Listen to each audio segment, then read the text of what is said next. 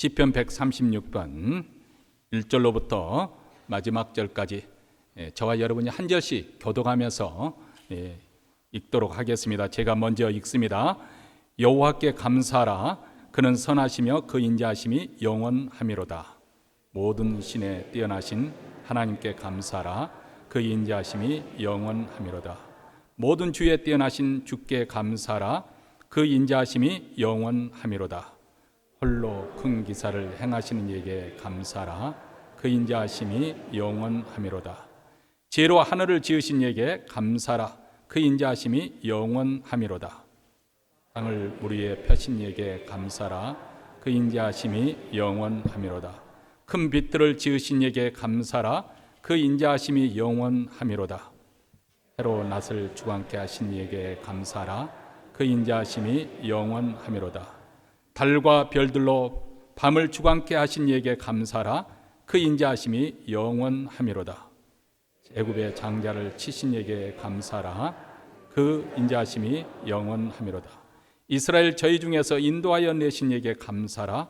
그 인자하심이 영원하미로다. 강한 손과 펴신 팔로 인도하여 내신 이에게 감사하라. 그 인자하심이 영원하미로다. 홍해를 가르신 이에게 감사하라. 그 인자하심이 영원하미로다. 이스라엘로 그 가운데로 통과케 하신 이에게 감사하라. 그 인자하심이 영원하미로다.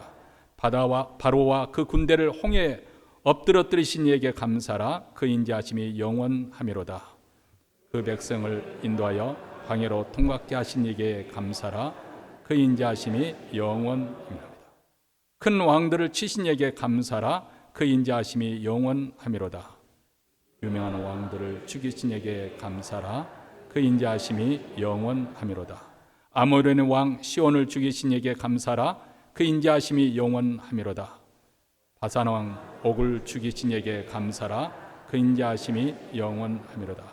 저희의 땅을 기업으로 주신 이에게 감사하라. 그 인자하심이 영원하미로다. 곧 그 종 이스라엘에게 기업으로 주신 이에게 감사하라. 그 인자하심이 영원하미로다. 우리를 비천한 데서 기념하신 이에게 감사하라. 그 인자하심이 영원하미로다.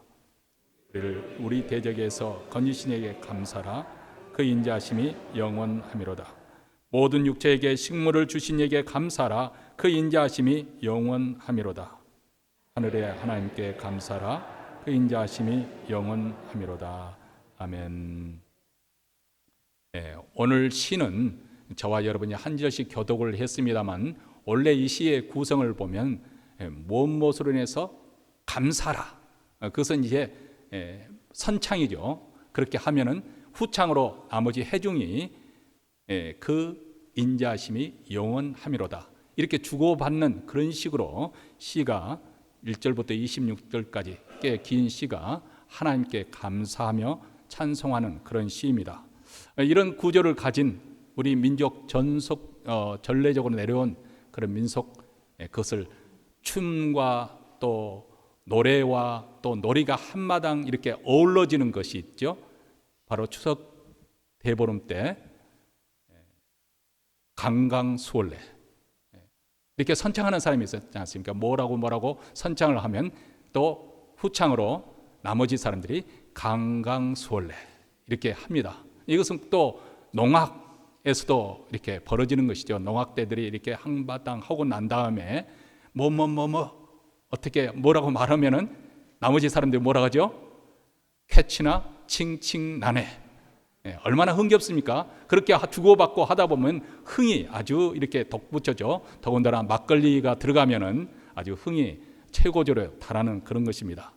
이 강강술래의 기원을 살펴보니까 물론 농경사의 그런 농사짓고 또 풍년을 이렇게 축하하는 그런 것으로 해서 기원을 두고 있다고 하는데, 그런데 이 강강수월래 그 한자어로 보면은 강한 적들이 강한 오랑캐가 물을 건너온다. 이것을 해서 애구들의 침입을 경고하는 그런 의미도 담겨 있다고 합니다. 실제적으로인지 모르겠습니다만은 이신순 장군이 그 애구들이 수요가 너무 많고 그렇기 때문에 계책을 내는 것이 그 아녀자들을, 부녀들을 동원해 가지고 남장을 시켜서 모닥불을 피워놓고 서로 손을 잡고 강강수월래 하고 이렇게 그 모닥불을 지금 크게 오늘거리면서 계속 그렇게 밤새도록 하게 했다는 거예요. 그러니까 예구들이 그것을 보고 난 다음에 적들이 없는 줄 알았는데 저렇게 적들이 많구나 하고 후퇴했다는 전설 따라 삼천리 이야기가 있었습니다. 자, 오늘 시편은 바로 그런 서로 주고받는 그런 내용으로 이렇게 예배자들이 성전을 향해 올라가는 거예요. 한번 그림을 그려보세요. 이제 제사장이 맨 앞장서서 어떻게 하나님께 감사라 이렇게 선창을 하면 뒤에 따르는 예배자들이 그의 인자하심이 영원하미로다 이렇게 후창하면서 성전에 올라가는 것입니다. 근데 여기서 왜 우리가 하나님께 감사해야 되는가? 한마디로 1절에서 마지막 절에서 정리를 해주고 있습니다. 하나님은 선하시고 인자하시기 때문에. 인자라는 단어, 이 인자라는 단어는 사실 영어로 이렇게 번역하기가 어려운, 또 우리 한국말로도 번역이 쉽지 않은 그런 단어입니다. 우리 한국의 그 한이라는 게 있잖아요. 한. 이것을 영어로 어떻게 다른 표현하기 어려우니까 그냥 한, HAN 발음되는 대로 그대로 해서 국제적으로 통용이 되어지는 것처럼 이 인자라는 그 히브리 원어는 헤세드란 말입니다. 이 헤세드라는 것은 굉장히 중요한 단어이기 때문에 하나님과의 그 관계에서 굉장히 중요한 단어이기 때문에 여러분들이 꼭 기억을 했으면 좋겠습니다. 그래서 영어 성경에 보면 loving kindness 이 헤세드를 그렇게 번역을 했어요. 그냥 러브보다는 뭔가 좀 더 풍성한 의미가 담겨 있는 것이 헤세드입니다. 그것은 긍휼하심, 자비하심, 성실하심, 신실하심, 다시 말해 하나님의 거룩한 성품으로 나타나는 그 단어, 그것으로 통해서 나타나는 것이 헤세드입니다. 우리가 감사하는 이유는 우리를 향한 하나님의 사랑, 하나님의 자비하심, 성실하심이 영원하기 때문이다. 하나님은 영원히 변함없이 우리를 사랑하십니다. 영원히 우리에게 자비를 베푸시는 분이십니다. 이 영원이라는 단어가 선뜻 우리 마음에 닿지 않을 수가 있어요. 요한계시록 보면 하나님은 알파 오메가요 처음이요 마지막이다 그런 단어를 씁니다. 알파라고는 것은 그릭 그 알파벳에서 첫 번째 나오는 단어이고, 그리고 오메가라는 것은 그릭 헬라어의 마지막 나오는 알파벳입니다. 다시 말하면 우리 하나님은 시작이 되시고 마침이 되시는, 이것은 끝없는 영원한 그런 것을 그렇게 표현을 할 수가 있습니다. 하나님은 처음부터 끝까지 지속적으로 변함없이 우리를 사랑하셨고 또 사랑하실 것이라는 것입니다. 이런 하나님의 사랑에 대해서 사도 바울은 에베소서 1장 4절과 5절에서 이렇게 표현을 했습니다. 곧 창세전에 그리스도 안에서 우리를 택하사 우리로 사랑 안에서 그 앞에 거룩하고 흠이 없게 하시려고 그 기쁘신 뜻대로 우리를 예정하사 예수 그리스도로 말미암아 자기의 아들들이 되게 하셨으니. 하나님이 얼마나 우리를 사랑하셨습니까? 우리가 그리스도인이 된 것이 아무개가 나를 교회로 데려온 그때부터 우리 신앙생활이 시작된 것이기는 하지만은, 그러나 오늘 말씀에 의하면 창세 전에, 이 우주 만물이 생성되기 전에 그리스도 안에서 우리를 하나님께서 하나님의 자녀 삼기로 작정하셨다는 거예요. 이게 기독교의 신비예요. 신앙의 세계에서 아니고서는 도저히 이해가 할 수 없는 그런 말씀을 지금 하나님께서 우리에게 해주시고 있습니다. 우리는 우연히 이 땅에 탄생한 것도 아니고, 우리는 우연히 우리가 그리스도인 하나님의 자녀가 된 것이 아니라 창세 전에 그리스도 안에서 하나님께서 이미 우리를 구원하시기로 작정하셨다. 거룩하고 흠이 없는 자녀로 만들기 위해서 하나님의 기쁘신 뜻 가운데 우리를 선택하시고 그리고 예정하셨다. 그렇게 말씀합니다. 왜 하나님께서 우리를 선택하시는가? 우리를 하나님의 사랑을 대상에 되게 하기 위해서, 우리를 사랑하시려고, 우리를 자녀 삼기 위해서, 자녀로서 하나님께서 모든 복을 주시기 위해서 그런 목적으로 우리를 구원하셨다는 것입니다. 우리는 매 주일마다 빠짐없이 부르는 찬송가, 복음송가 하나 있습니다. 삼일째 송가. 여러분 가사의 의미를 생각하면서 부르시겠죠? 그 가사의 내용을 가만히 생각해 보니까 말 그대로 성경 66권 그것을 그 내용을 꽉 짜면은 주르륵 하고 엑기스가 나오잖아요. 그 엑기스 담은 내용이 바로 삼일체 성가가 아닌가 그런 생각을 해봅니다. 하나님이 우리를 선택하셨고 예수님이 우리를 구속하셨고 성령님이 우리를 자녀로 인치셨으니 삼일체 하나님 찬양. 하나님이 우리를 사랑하시고 예수님이 우리에게 은혜를 주시고 성령님이 교통하시니 삼일체 하나님 찬양. 하나님이 우리를 지켜주시고 예수님이 우리와 함께 하시고 성령님이 능력 주시니 삼일체 하나님 찬양. 할렐루야 하나님 찬양. 하나님의 위대한 구원의 경륜에 대해서 하나님의 이 구원하시는 방식, 그 놀라운 역사에 대해서 우리가 듣고 또 그것을 곰곰이 생각하면서 마음으로 믿어지게 될 때, 아, 나 같은 죄인, 이 미천한 죄인을 위해서 삼일체 하나님께서 어떻게 창세 전에서부터 그렇게 계획하시고 작정하시고 때가 되면 예정 그대로 나를 하나님의 자녀로 불러주셨는지 생각하면 생각할수록 그것이 깨달아지고 믿어지면 한마디로 온몸에 전율이 일고 소돔이 돋는 듯한 그런 전율이 일 거 아닐까. 눈에서 눈물이 흘러나오고 우리 입술에서 감사 찬양이 터져나지 않을 수가 없습니다. 이 진리를 믿게 된다면 우리가 어떤 어려운 환경에 놓여 있다 하더라도 우리는 하나님께 찬송할 수가 있습니다. 우리가 진정으로 하나님을 믿는다면 공간 가운데서 감사의 기도를 드릴 수 있습니다. 그분의 선하심을 진정으로 믿을 때 어려운 공경 속에서도 우리는 감사 찬양할 수 있습니다. 그분의 인자하심을 믿을 때 극한 슬픔 속에서도 하나님께 감사할 수가 있습니다. 슬픔이 없어진다는 거 아니에요. 내 마음속에 그 슬픔으로 너무나 고통스럽지만 기이하게도 또 다른 한쪽 속에서 하나님께 대한 감사가 터져 나오는 거예요. 이게 신비한 일이에요. 그리스도만이 체험할 수 있는 그 일이 우리에게 일어난다 그 말입니다. 사실 우리에게 이런 믿음이 없다고 한다면, 이것을 믿지 않는다면, 하나님의 선하심과 인자하심을 믿지 않는다면 우리는 고난 속에서 세상 사람들과 똑같이 원망하게 될 것이고 불평하게 될 것입니다. 올해에도 우리는 사랑하는 일을 먼저 세상에 떠나보내야 하는 그런 여러 교우들이 있습니다. 늙고 병이 들어서 바깥 출입을 하지 못하는 분들, 자녀들도 찾아오지 않고 성도들도 찾아오지 않는다면 얼마나 쓸쓸하고 외로울 것인가. 그래서 제가 여러분들에게 기회가 있을 때마다 권면하잖아요. 여러분 예배에 열심히 참석하시고 목장모임에 열심히 참석하세요. 다 품앗이란 게 옛날에도 품앗이 하잖아요. 품앗이. 이것을 이게 사용한다면 참 죄송스럽긴 하지만 품앗이 한다고 하잖아요. 이웃집 어려울 때 도와주고 또 뭐 추수할 때 도와주고, 그렇게 되면 자기가 필요할 때 또 도움을 받고 사는 거죠. 우리가 목장에 잘 섬기고 열심히 하면은 여러분이 그렇게 힘들고 어려울 때 성도들이 목원 식구들이 돌아봐 주고 찾아주고 위로해 주지 않겠습니까? 중환병으로 인해서 투병 중인 교우들도 있고 또 공고한 살림으로 인해서 고통을 받는 들도 있고 자녀들 문제 때문에 늘 염려 근심이 떠나지 않는 분들도 지금 이 자리에 계실 거라고 믿습니다. 그런데 이런 상황 속에서 우리가 하나님을 믿지 않는다면, 하나님의 선하심을 믿지 않고 하나님의 인자하심을 믿지 않는다면 무엇으로 우리가 감사하며 또 위로받고 힘을 얻어 살겠습니까? 오늘 시편 136편은 시인이 세 가지로 우리 하나님께 감사하며 찬양을 하고 있습니다. 첫째는 창조주 하나님으로 인해서 감사하며 찬송합니다.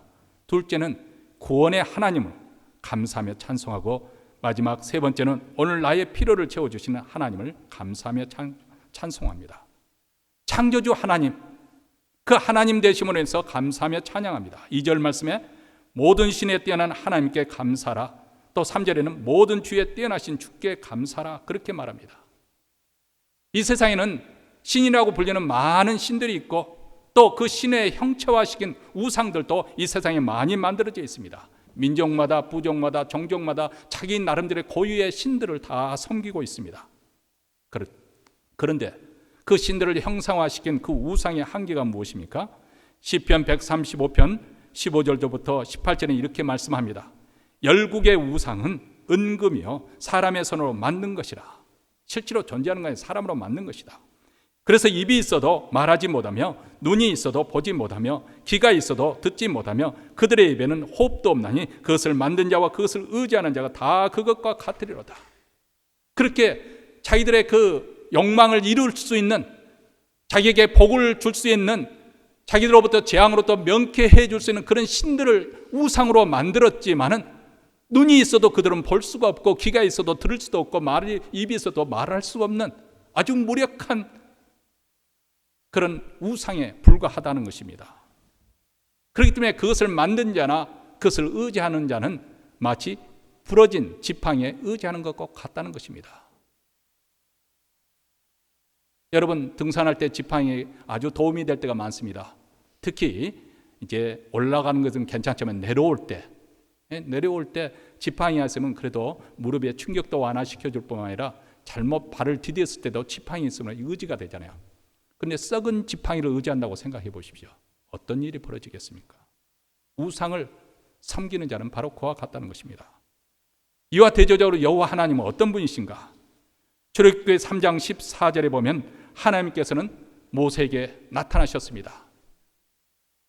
타는 불꽃으로 가시덤불에 나타났는데 모세가 보니까 불이 붙었는데 이 가시덤불이 타지가 않는 거예요. 그래서 참 이상하다 하고 접근하지 않습니까?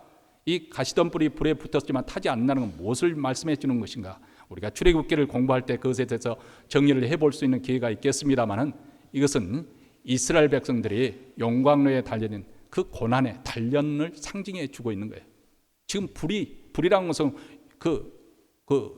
고난을 이야기하고 있는 거잖아요. 고난을 당해서 아주 힘든 어려운 때를 지내고 있지만은 그러나 이상하게 타지 않는다. 하나님께서 그들을 붙들고 계시기 때문에, 지켜주시기 때문에 타지 않는다는 것, 그것을 상징적으로 보여주고 있는 거죠. 어쨌든 그 희한한 현상에 모세가 가까이 가려고 하니까 하나님의 음성이 들었습니다. 내가 서 있는 땅은 거룩한 땅이니 내 발에서 신을 벗으라.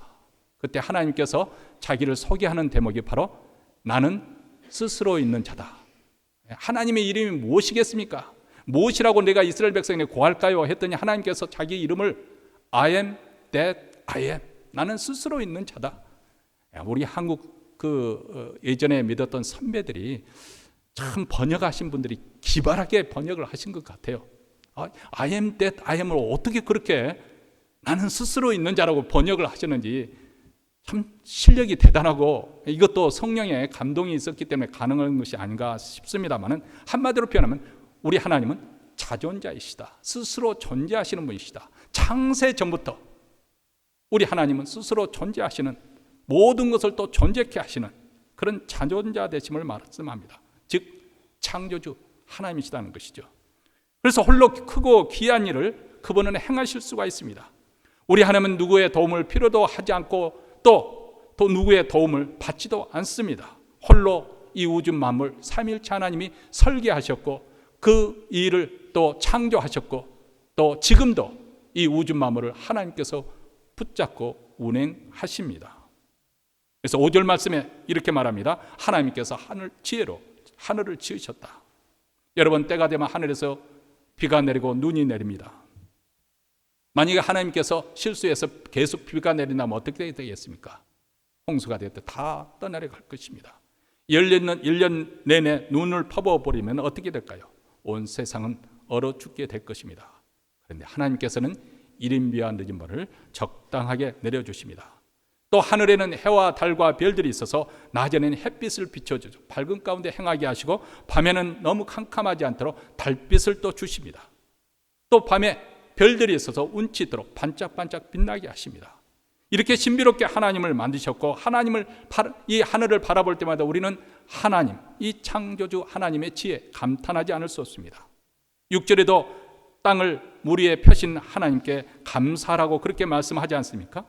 처음 하나님께서 이 세상을, 이 지구를 만드실 때는 땅과 물에 경계선이 없었다. 물이 충일하고 있었다. 그런데 하나님께서 물이 묻히 드러나라 그렇게 명하시니까 묻히 드러나고 바닷물, 그 물이 모아서 바다를 이루었습니다. 이처럼 땅을 물 위에 펴신 이가 바로 하나님이십니다. 그런데 이 땅을 아주 물렁물렁하게 만들었다면 우리가 걷을 때 발이 쑥쑥 빠져서 걷기가 어려울 거예요. 또 너무 단단하게 해놓으면 이 땅을 기경해서 농사짓기가 어려울 것입니다. 하나님께서 적당하게 땅에 단단하기를 만드셨습니다. 또 그뿐만 아니죠. 이 바다라는 것이 참 희한하지 않습니까?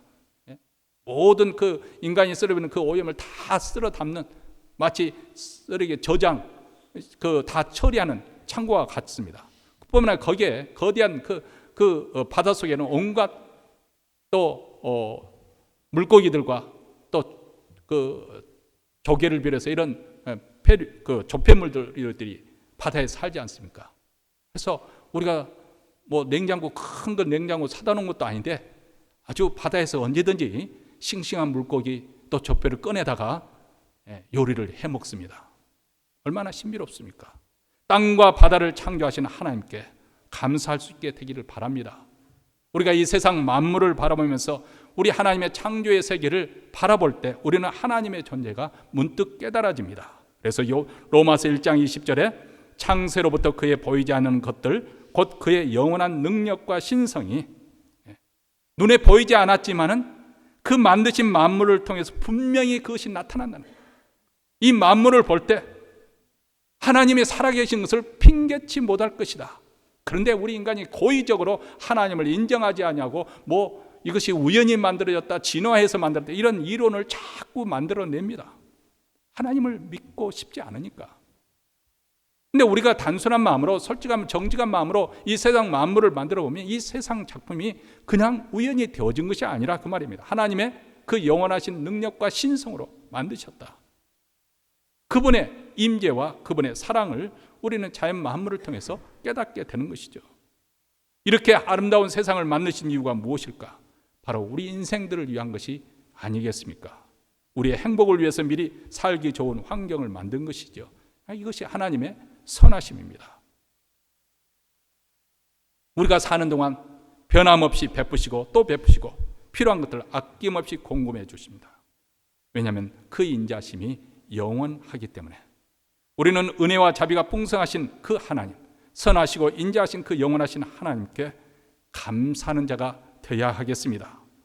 두 번째로 구원해주 하나님께 감사합니다. 10절 말씀에 애굽의 장자를 치신 이에게 감사라, 15절에는 바로와 그의 군대를 홍해에 엎드려뜨리신 하나님께 감사라, 17절에는 큰 왕들을 치신 이에게 감사라, 18절에는 유명한 왕들을 죽이신 이에게 감사라, 19절과 20절에는 아모리의 왕과 시온과 바산 왕 옥을 죽이신 이에게 감사라.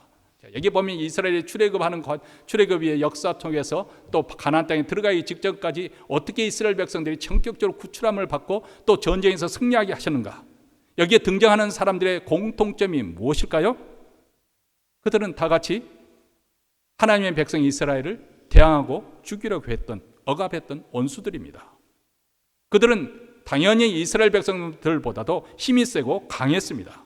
이스라엘 백성들 스스로 힘으로는 거기서 스스로 자기 자신을 구원할 수도 없고 거기서 빠져나올 수가 없는 상황이었는데 하나님께서 그들을 건져내 주셨습니다. 그리고 앞서가시며 저도 원수들을 공격으로부터 물리쳐 주셨습니다. 하나님의 강한 손과 펴신 팔로 그들을 인도해 주셨고, 그래서 그들은 적과 꿀이 흐르는 그 가나안 땅에 기업으로 허락함을 받고 들어갈 수가 있었습니다. 왜 하나님께서 그들에게 그런 복을 주셨을까요? 그들이 훌륭해서입니까? 그들이 똑똑해서 그랬을까요? 그들이 힘이 세서 그랬을까요? 전혀 아닙니다. 이스라엘 백성들은 결코 훌륭하지 않았습니다. 우리가 읽게도 여러분 민수기서를 읽어보고 사사기서를 읽어보시기 바랍니다. 그들의 하는 행위를, 그 작태를 보면 저절로 해를 끌끌 찾아요. 그러다가 문득 이들의 이야기가 바로 오늘 나의 이야기구나 깨닫게 되면 우리가 조금 움찔하게 됩니다. 근데 어쨌든 그들은 하나님의 매일 기적적인 그런 역사 사건 현장에 살면서도 툭 하면 원망하고 불평했습니다. 하나님의 사랑을 불신하고, 그래서 우리 지도자를 채워서 다시 애굽으로 돌아가자, 이런 망령된 말을 서슴지 않고 했습니다. 하나님께서는 그럼에도 불구하고 그들을 오래 참으시고 끝까지 인도하십니다. 왜 하나님께서 이러한 사랑을 베푸셨는가? 이 사랑을 가리켜서 우리는 하나님의 언약적 사랑이다, 그렇게 표현할 수 있겠습니다. 이 헤세드 근원이 어디서부터 비롯한 것인가? 하나님의 아브라함과 맺었던 그 언약에 충실하기 위해서. 우리 하나님은 거짓말을 하실 수 없는 분이시기 때문에, 신실하신 분이기 때문에 그 맺었던 약속, 우리 인간들도 서로 약속을 하면 가능한 그 약속을 지키려고 노력하지 않습니까? 왜냐하면 약속을 지키려면 신임이 없기 때문에. 물론 상황이 변개되어지면 약속을 못 지킬 경우도 있죠. 그러면 우리가 정중하게 거기에 대해서 사과를 해야 됩니다. 어떤 분은 약속을 쉽게 날려보내고는 언제 그런 일이 있더나 전혀 언급조차도 하지 않아서 주위 사람들을 화나게 하는 그런 경우가 있는데, 그래서는 아니 됩니다. 하나님을 닮은 백성인데, 우리 하나님은 어떤 분이세요? 아브라함과 맺었던 그 언약을 하나님은 계속 지키시기 위해서 이스라엘 백성들의 기회를 또 주시고 또 주시고 또 주시고, 이 언약적인 관계 속에서 베푸시는 사랑입니다. 그래서 이사야서 43장 1절에도 야곱아 너를 창조하신 여호와께서 지금 말씀하시느니라, 이스라엘 너를 지으신 이가 말씀하시네, 너는 두려워하지 말라. 내가 너를 구속하였고 내가 너를 지명하여 불렀나니 너는 내 것이라. 여러분, 이것은 구약 시대의 이야기가 아닙니다. 바로 오늘 이 시대에 사는 우리의 이야기입니다. 왜냐하면 우리가 믿는 하나님과 이스라엘 백성들이 믿던 하나님이 동일하신 하나님이시기 때문에 그렇습니다. 우리 하나님은 어둠 세력에 종살이하던 우리 하나님께서 건져주신 분이십니다. 그래서 골로새서 1장 13절과 14절에 이렇게 말합니다. 그가 우리를 흑암의 권세에서 건져내사 그의 사랑의 아들의 나라로 옮기셨으니 그 아들 안에서 우리가 구속 곧 제사함을 얻었도다. 우리는 일평생 죄와 사망의 그늘 아래서 종살이하며 노예사람이어서 사단의 노예 노릇을 할 수밖에 없었던 비참한 인생, 그 결국은 결국 파멸로 끝날 수밖에 없는 그런 인생을 하나님께서 우리가 전격적으로 그리스도 안에서 구출해 주셔서 그분의 아들의 나라, 이 은혜의 왕국으로 우리를 옮겨주셨습니다.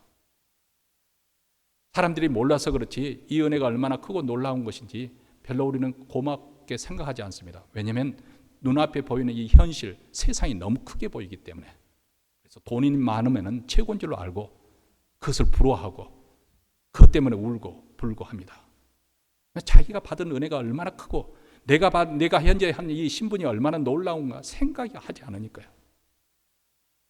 그런데 사실 사람들이 몰라서 그렇지만 이 세상의 모든 질병보다도, 아니 심지어는 암보다도 더 무서운 치명적인 병이 있습니다.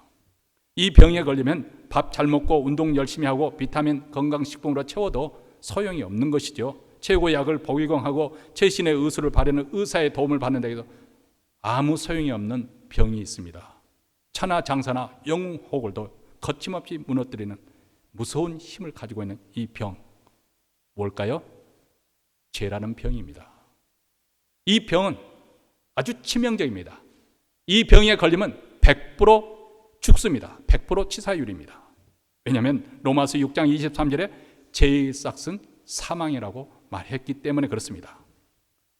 이 병에 걸리면 우선 증세가 나타나는데 그것은 무서운 양심의 고통을 겪게 된다는 것입니다.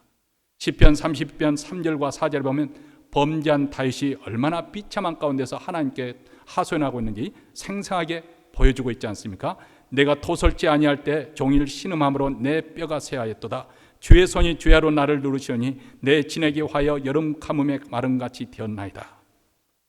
죄는 이렇게 우리의 인격을 파괴시키고 우리의 삶을 불행하게 만들고 우리의 가정을 파멸로 이끌고 결국 여기서 돌이키지 않으면 파멸로, 영원한 파멸에 이르게 되는 것, 이 병이 바로 죄라는 병입니다. 그런데 우리가 어떻게 이 무서운 세력, 이 죄의 세력부터 건짐을 얻었을까요? 오직 우리 하나님만이 우리를 죄의 세에서 벗어나게 하시고 사죄의 은총을 베풀어 주실 수 있는데, 그분이 이 일을 위해서 어떤 일을 행하셨나요? 하나님의 아들 예수님이 십자가에서 자기 몸을 찢고 피를 흘리셔서 우리 죄를 용서해 주셨습니다. 십자가의 보혈로 우리를 죄 가운데서 건져 주신 것입니다.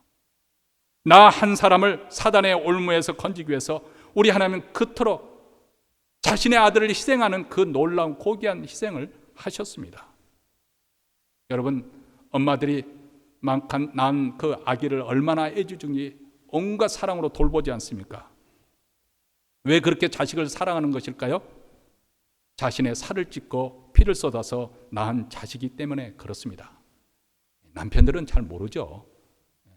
옆에서 힘든가 보다.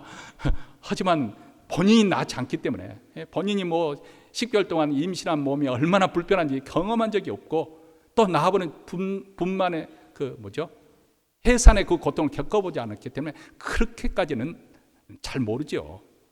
그러니까 엄마 사랑하고 아빠 사랑은 제가 볼 때는 원천적으로 좀 차원이 다를 수밖에 없지 않을까, 그런 생각을 해봅니다. 우리 주님도 십자가의 죽으심으로써 우리를 구원하셨기 때문에 자신의 생명처럼 우리를 사랑하십니다. 결코 그래서 포기하지 않습니다.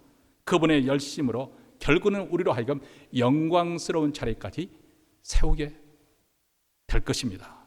로마서 8장 30절에 이렇게 말씀하지 않습니까? 또 미리 정하신 그들을 또한 부르시고 부르신 그들을 또한 의롭다 하시고 의롭다 하신 그들을 또한 영화롭게 하시느니라. 이것을 신학적인 용어로 성도의 견인이라고 합니다. 성도의 견인. 우리 하나님께서 일단 구원한 그 백성을 포기하지 아니하시고 부른 그들을 의롭다고, 예수 그리스도 피로 의롭다고 말씀하시고 의롭다는 그들을 또 가만두지 아니하시고 영광의 단계, 영화로운 그 자리까지 그분이 끌어올리신다는, 이게 바로 하나님의 우리를 향한 열심입니다. 그 열심 때문에 바로 오늘 또 우리는 이 자리에 앉아서 예배 드리고 있는 거예요. 내가 잘나서, 내가 똑똑해서, 믿음이 좋아서, 물론 그것도 있겠지만은 더 중요한 것은 하나님의 이런 사랑과 열심 때문에 그나마도 우리가 신앙을 놓치지 않고 여기까지 온 줄로 믿습니다. 그러므로 우리는 이런 하나님의 사랑, 하나님의 인자하심을 믿는다면 온수가 아무리 달려들고 거센 풍랑이 몰아치고 참다운 환경에 놓여 있고 돈과 재물이 다 흩어져 버린다 하더라도, 질병으로 고통을 겪고 하더라도 여러분, 우리는 두려워하지 않을 수 있습니다. 두려움이 없다 그 말이 아닙니다. 두려움이 찾아오지요. 그러나 이 하나님을 바라보면서 우리가 두려움을 쫓을 수가 있다 그 말입니다. 하나님이 함께 하시고 지켜주시기 때문에. 그래서 히브리서 기자가 우리에게 이렇게 말합니다. 돈을 사랑치 말고 있는 바를 족한 줄로 알라. 그가 친히 말씀하시기를 내가 과연 너희를 버리지 아니하고 과연 너희를 떠나지 아니하리라 하셨느니라. 그러므로 우리가 담대히 가로되 주는 나를 돕는 자시니 내가 무서워 아니하겠노라. 사람이 내게 어찌하리요 하노라. 얼마나 담대합니까? 우리를 대적에게서 건져주실 하나님께 감사하십시오. 우리를 죄와 죄의 비참한 가운데서 건져주신 우리 하나님께 감사의 찬양을 드릴 수 있게 바랍니다. 그의 인자하심은 변함이 없기 때문에. 마지막 세 번째로 우리의 삶을 풍요롭게 하신 것에 우리는 감사 찬양을 돌릴 수가 있습니다. 하나님은 이렇게 우리를 구원해 주셨을 뿐만 아니라 우리 믿는 자에게 먹을 것과 입을 것을 주셔서 이 현실적인 필요를 충족시키신 분이 우리 하나님이십니다. 25절 말씀입니다. 우리 한 목소리로 읽겠습니다. 25절. 모든 육체에게 먹을 것을 주신 이에게 감사라. 그 인자하심이 영원하미로다.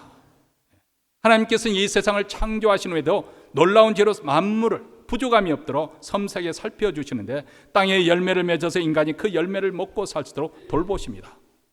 농부가 땅에 씨를 뿌리면 그 뿌린 씨가 싹이 나고 자랄 수 있도록 하신 분, 그 땅에 영양분을 주시고 태양의 에너지와 비를 주셔서 열매를 맺게 하신 분이 바로 우리 하나님이십니다. 그래서 미련한 농부는 내가 밭을 갈아 씨를 뿌리고 열심히 일해서 수확을 거두었기 때문에 나는 감사할 것이 없다. 바로 교만한 말이다 그 말입니다. 잘하게 하신 분은 우리 하나님이십니다. 어디 농사만 그렇습니까? 이 세상에 홀로 사는 사람이 어디 있습니까? 다 부모의 도움을 받아서 또 이웃의 도움을 받고 살아가는 거 아니겠습니까? 우리가 먹고 있는 식량만 하더라도 내가 직접 농사를 지어서 먹는 사람이 어디 있겠어요? 물론 내가 돈을 지불하고 사는 것이긴 하지만은 농부가 땀 흘려서 농사를 지었기 때문에 우리가 그것을 먹고 사는 거 아니겠어요? 공부를 잘해서 좋은 성적이 나온 것도 자기가 열심히 했죠. 그렇지만 좋은 머리를 주신 분도 우리 하나님이십니다. 사업이 잘 되어 재물을 얻게 된 것도 하나님께서 재물을 얻을 그런 은사를 주셨기 때문에 그래요. 똑같은 사업을 하더라도 어떤 사람은 잘해서 하는 것마다 잘하는 사람이 있는가 하면 하는 것마다 계속 안 돼가지고 나는 장사할 체질이 아닌가 보다 돌아서는 분도 있지 않습니까? 그렇죠? 그것도 하나의 은사인 것 같아요. 시편에 그래서 주님의 풍성한 은혜에 대해서 이렇게 노래했습니다. 주께서 밭고랑에 물을 넉넉히 대사 그 일항을 평평하게 하시며 또 단비로 부드럽게 하시고 그 싹에 복을 주시나이다. 주의 은턱으로 연사의 관을 씌우시니 주의 길에는 기름이 떨어지며 들의 초장에는 떨어지니 작은 사들이 기쁨으로 띠를 띄었나이다. 초장에는 양떼가 입혔고 골짜기는 곡식이 덮였으며 저희가 다 즐거이 외치고 또 노래하나이다. 바로 이것이 이스라엘 백성들이 꿈꿨던 그런 샬롬이 이루어지는 그런 풍성함, 부요함, 단지 영혼의 구원뿐만 아니라 현실 세계에서도 하나님이 주시는 그 분복을 충족히 누리는 그런 모습을 아주 그림 같은, 딱 이 시편을 읽으면 그림이 그려지지 않습니까? 그 부요함과 풍성한 게 주의 은턱으로 연사에 관씌웠다고 그렇게 말합니다. 다시 말하면 1년 농사를 하나님께서 넘치도록 축복하셨다. 어떤 분은 그럴 수가 있어요. 아니 이렇게 하나님께서 복을 주셨다고 하는데 실감이 되지 않습니다. 왜냐하면 지금 저편에서는 굶주리고 헐벗는 사람들, 심지어는 저녁 식사도 못하고 굶주리는 배를 안고 침대에 들어가는 사람들이 있는데 왜 하나님께서 이렇게 풍족하게 주셨다고 그렇게 표현을 합니까? 세상 물정을 너무 모르는 것이 아닙니까? 그렇게 불평할 수도 있고 의아하게 생각할 수도 있겠습니다. 그냥 충분히 그렇게 생각할 수 있는 여지가 있죠. 네. 곰곰이 생각해 보면 사실 하나님은 풍족하게 주셨는데 그것이 공평하게 나눠지지 않아서 그렇습니다. 정치적인 이유로 어쩌면 경제적인 구조 속에서 아니면 개인적인 어떤 그 나태함이나 부지런하지 못하면서 여러 가지 복합적인 그런 문제가 부가 한쪽으로 편중이 되어지고 또 한쪽에는 너무 비난한 가운데 어려운 가운데 살고 있지 않습니까? 그래서 우리는 세상에서는 그렇게 많이 쌓아놓고 먹고 마시고 즐기는 것을 복이라고 그렇게 말하는지 모르지만 우리 신앙인들은 그런 정도의 수준으로 살아서는 아니 됩니다. 내가 이렇게 많이 누리고 있는 것은 그 이유는 다른 한쪽에서 그만큼 헐벗고 굶주리고 있다는 사실을 우리는 기억해야 됩니다. 하나님께서 충분하게 온 인류가 다 먹을 수 있는 식량을 충분하게 주셨는데 한쪽에 그렇게 먹고 남아서 쓰레기통에 넘어가는 넘치도록 그렇게 하는 그것을 누리고 있기 때문에 아직도 한쪽에서는 그것을 누리지 못하고 있어요. 가끔 제가 화장실에 가서 이걸 좀 교육을 시켜야겠다 그런 생각을 가끔 하는데요. 가능하면은 잔소리를 하지 않으려고 수십 번 생각했다가 한 번 막 발설하고 그렇습니다만은 한번 우리 정교인들이 한번 생각해 볼 부분이 아닌가 싶어서 말씀을 드립니다. 가끔 보면은 이제 아이들이 모이고 난 다음 흩어진 다음에 그 화장실에 가보면 종이를 너무 많이 낭비하고 있지 않는가. 뭐 한 장, 두 장 뭐 쓰는 것 정도야 그렇게 다 지치고 어떨 때는 막 뭉텅이로 빼가지고 물 조금 한쪽에만 묻었네 그것을 그냥 쓰레기통에 버려지는 그 모습을 보고 이 부분에 대해서는 좀 주일학교에서든지 한국학교에서든지 또 가정에서 특히 부모님들이 공적인 물건 쓰는 데 있어서 조금 관심을 가지고 교육을 시켜야 될 부분이 아닌가. 저도 두 장까지 쓸 때가 있어요. 어떨 때는. 그러나 대부분 경우에 보면은 급하지 않으면은 물을 딱 손을 씻고 난 다음에 바로 종이로 가는 것이 아니고 어떻게 해야 됩니까? 뿌리고 난 다음에 그 다음에 종이 한 장 가지고 다 깨끗이 닦을 수 있습니다. 근데 우리가 낭비를 하면은 그만큼 세상이 황폐해지는 거예요. 오염이 되는 거예요. 하나님이 만드신 세상을 망가뜨려 가고 있는 거예요. 그래서 우리가 자기 자신을 호의호식하고 그렇게 낭비하고 하는 것은 죄 짓는 것입니다. 죄 짓는 거예요. 하나님의 은혜를 깨달은 사람은 그렇게 살 수 없습니다.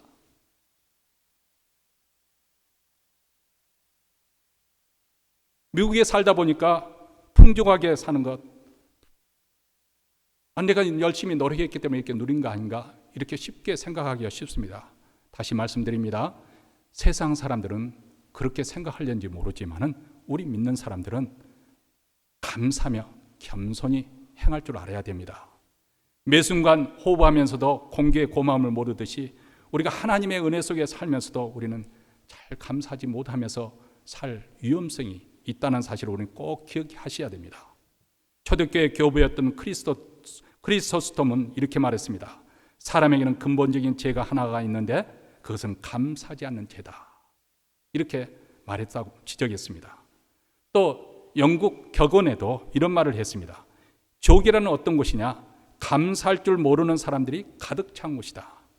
천국이란 감사할 줄 아는 사람들로 가득 찬 곳이다. 성경에서도 로마서 1장에 보면 하나님을 인정하지 않고 감사치 않으면 우리 마음이 허망하여지고 미련한 마음이 어두워지고 우둔하게 된다. 어리석은 삶이 된다는 거예요. 반면에 감사로 하나님을 영화롭게 하고 살면 구원을 얻습니다. 시편 50편의 23절 감사로 제사를 드린 자가 나를 영화롭게 하나니 그 행위를 옳게 하는 자에게 내가 하나님의 구원을 보이리라. 어떤 어려움을 만나더라도 어떤 공경에 있다 할지라도 그 공경에서 우리 하나님의 건져주심, 이겨내게 하심, 극복해 주게 하시는 하나님의 은혜를 받게 될 거라는 것입니다. 감사가 우리 하나님을 기쁘게 해드리고 자신도 풍요로워집니다. 오늘 11월 달 맞이해서 우리가 감사의 메시지를 듣습니다. 이 감사에 대해 새롭게 감사를 각성할 수 있는 그런 계기가 되어지고 이것이 11월만 감사하는 것이 아니라 1년 12달 우리 매일매일 삶 속에서 감사하는 사람이 되어야 됩니다. 사실 세상 사람들 이해가 되지 않죠. 가령 예를 들어서 길을 가다가 어떻게 잘못돼가지고 차가 뒤집어진다든지 엄청난 그런 일을 만났을 때 우리 믿는 사람들은 뭐라고 말합니까? 중얼중얼 뭐라고 말해요? 가만히 보면은 하나님 감사합니다. 하나님 감사합니다. 하나님 감사합니다. 물론 그런 사고를 만나서도 내 생명을 지켜주심에 큰 부상을 당하지 않았음에 감사하는 것이겠죠. 근데 우리 그리스도인들은 그렇게 저절로 나오는데 세상 사람들이 이해가 되잖아요. 이 사람 미쳤나? 순간적으로 그런 생각이 들 수도 있어요. 예, 감사하는 사람이 믿는 사람들입니다. 창조주 하나님의 선하심과 인자하심을 감사의 찬송으로 올려드리시기 바랍니다. 하나님이 나를 구원하심에 감사의 찬양을 돌리십시오.